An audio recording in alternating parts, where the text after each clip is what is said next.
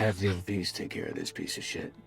Ronald Charles Speirs is one of the most misunderstood soldiers of the Second World War. His name became legend long before HBO or Stephen Ambrose dramatised his life. And by the time that Band of Brothers introduced him to a global audience, the man himself had already spent decades refusing interviews, refusing public attention, and refusing any chance to correct the stories that swirled around him, fearing being sentenced for war crimes. The result is a figure split in two.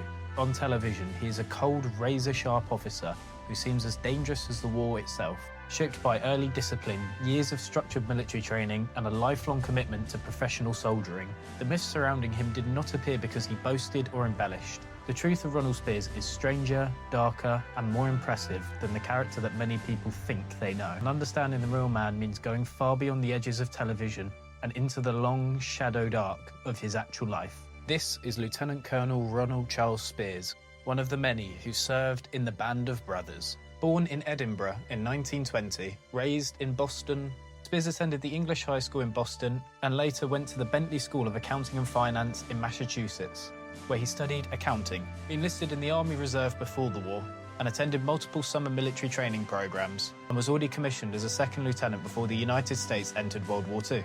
When he volunteered for the paratroopers, he joined a group defined by intensity, and that Speirs fit into easily. At Camp Toccoa, he became a platoon leader in Dog Company of the 506th Parachute Infantry Regiment. The series shows him as almost ghost-like, isolated and cold, but the real Speirs was respected by his men for being fair, clear and competent.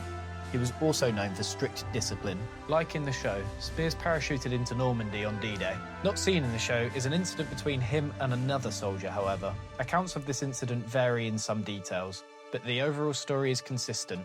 Corrington, who was a sergeant, was drunk and aggressive, eager to engage the enemy. Speirs ordered him to hold position and wait for reinforcements before advancing. An argument broke out and Corrington drew his weapon. Speirs reportedly warned him along the lines of, "If you're going to pull your weapon out, you better use it." Moments later, Speirs fired his Thompson machine gun, hitting Corrington multiple times in the chest and killing him instantly. Those present, as well as subsequent investigators, never questioned the necessity of Speirs' actions. It is believed local French civilians had provided some of the men with alcohol the night before, contributing to Corrington's overconsumption. Although the event occurred on the morning of June 7th, Corrington is officially listed as killed in action on June 6th, under unknown circumstances. Speirs reported the shooting to his commanding officer immediately, who confirmed it as a valid act of self-defense. Speirs later helped in the Brecourt Manor assault, which is seen in Band of Brothers. He captured the 4th German howitzer, acting with speed and precision that impressed every officer who saw him. And then there's the prisoner scene. Band of Brothers dramatises him offering cigarettes to German prisoners before allegedly killing them. Zigaretten? The real account is far more complicated. One account from an actual soldier that was present when Speirs shot a prisoner suggested that himself, Speirs, and another soldier executed 3 prisoners as they were under orders to take no prisoners. The other is from Dick Winters himself. On Speirs was another case. I picked up the telephone and I got in touch with Sparky Speirs. I said, "Sparky, you know, these stories have been going around for years, that everybody says that nobody saw it directly. I'm going to ask you, are they true?" He said, "Oh, yeah. Yeah, they're true, Dick." "Good. Well, here's my problem, Sparky. Simon & Schuster's very concerned about lawsuits in this thing." "Oh, look," he said, "no problem. You want me to put that in a letter?" "Oh, gladly." And he did. He put it in a letter. The scene we see on the show is complete fiction, and it's probably based on accounts like this.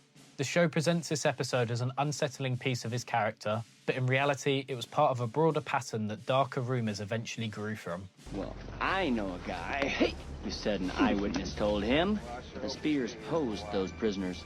Speirs comes across this group of Kraut prisoners, digging a hole or some such, under guard and all. And all of a sudden, he swings up his Thompson and he hoses them. You didn't see I heard he didn't do it. No, it was him, all right. But it was more than 8 guys. Speirs fought through Carrington, where he was wounded by a grenade but returned quickly to duty. Band of Brothers includes his brief conversation with Private Blythe.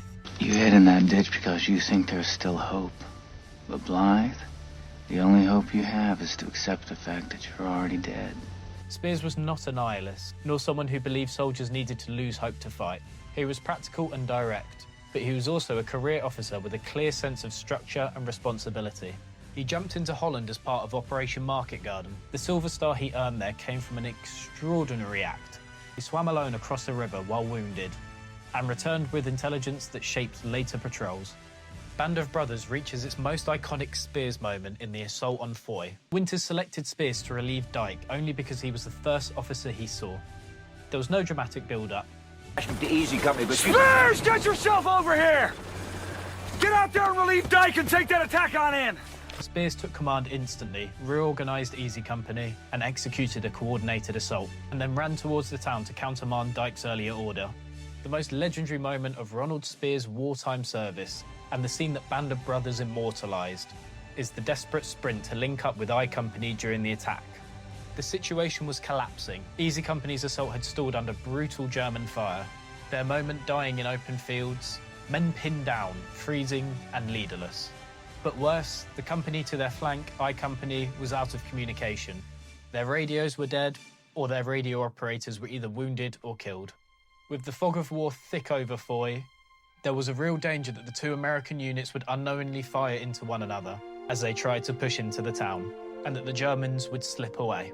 That if someone didn't physically reach I Company and coordinate the attack, the results would be catastrophic. So he made the decision that would define him forever. He ran. Sir, I think they're gonna pull back! If we don't connect with I, they're gonna slip away! That's right, wait here! Item easy 6! What the hell? Not recklessly, not theatrically, but with the cold calculation of a man who knew the clock was about to run out. He sprinted towards I Company through the incoming German machine gun fire, cutting across the open ground and using the ruins of Foy for cover, reaching their position just in time to prevent a disastrous case of friendly fire. After relaying the correction and coordinating their movement, Speirs didn't stop. He ran back towards Easy Company. In the series, the moment is portrayed as almost mythical, with Speirs darting through bullets like an immortal figure.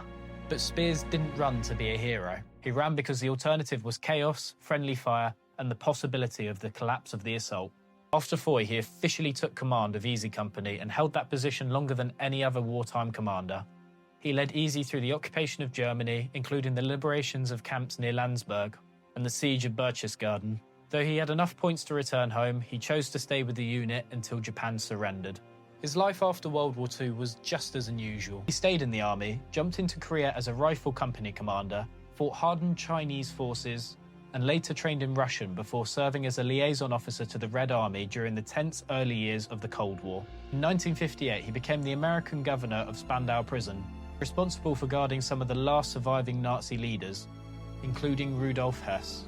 Later, he served in Laos as part of Operation White Star, before completing his career at the Pentagon and retiring as a lieutenant colonel.